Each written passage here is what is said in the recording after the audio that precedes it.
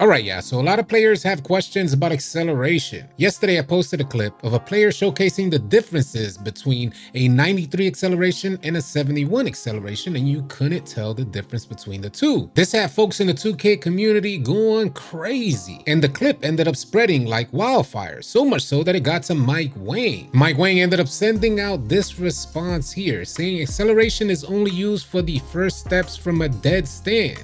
The sequence in this video would be using speed with ball as the deciding attribute. And when you guys are looking at this clip, does this seem like it's using the speed with ball attribute or the acceleration attribute? Y'all sound off and share your thoughts in the comments section, but I want to show some discrepancy between Mike Wang's tweeted response and the definition, the description of acceleration on 2K24. I shared this graphic on X, and you guys are all welcome to go and screenshot or download this graphic if you need to keep up. The actual description for acceleration says affects the speed at which the player can move in short bursts and when taking off from a standstill position. Very clearly says in short bursts and in standstill positions. Mike Wang Twitter response says acceleration is only used for the first steps from a dead standstill, totally disregarding these short bursts that are actually in the description. It's these type of discrepancies that leave the 2K player hella Confucius out there. And this is what led to Joe Knows sounding off, asking for better descriptions so that the 2K player can get a better understanding of the game and not waste money on builds solely for getting misled by descriptions. Here's what Joe Knows had to say. Load up that clip. People could be upset that they feel like they were misled, right? Like over here, Muggsy posted this, and shout out to him for this.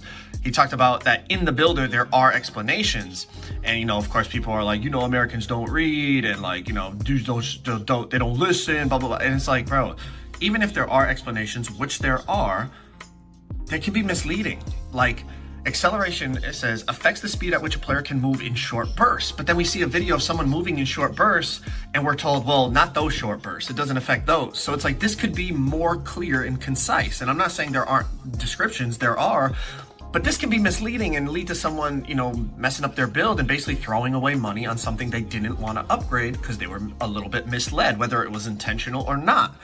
And also in here, like Mike tweeted this before the game came out, acceleration controls how fast you explode with your first step. Do you guys think Joe Knows is wrong when he's asking for better descriptions on badges and everything in between for 2K24? You see, in NBA 2K23, acceleration was one of the absolute most important attributes you had to put on your player, especially if you was running the one. When it comes to descriptions on what we're investing our money into on a particular build, I say the more detail, the better. In other words, with acceleration, what they could say is your very first step only gets pulled from the acceleration attribute. But when you incorporate in the description quick burst and from standstill, that leads to a lot of confusion. And if I had to ask Mike Wang anything, I'd say, what do you refer to as quick burst? Because when you look at the video clip, to me, it looks like the guy is moving in quick bursts. As the definition for acceleration in 2K24 does not only say it has to be from a standstill position, it says quick bursts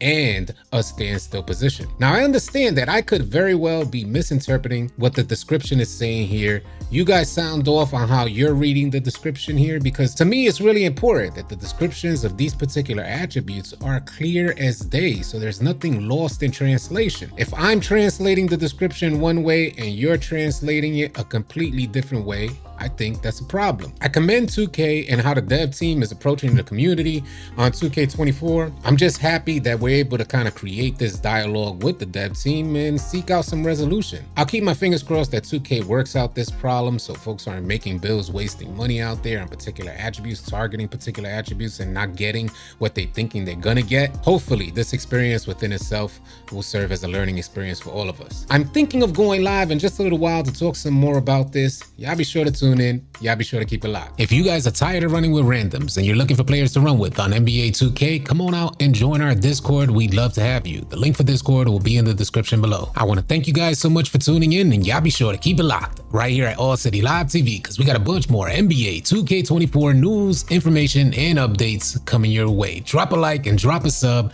on your way out. I'll catch you guys on the next video or live stream. Easy, y'all.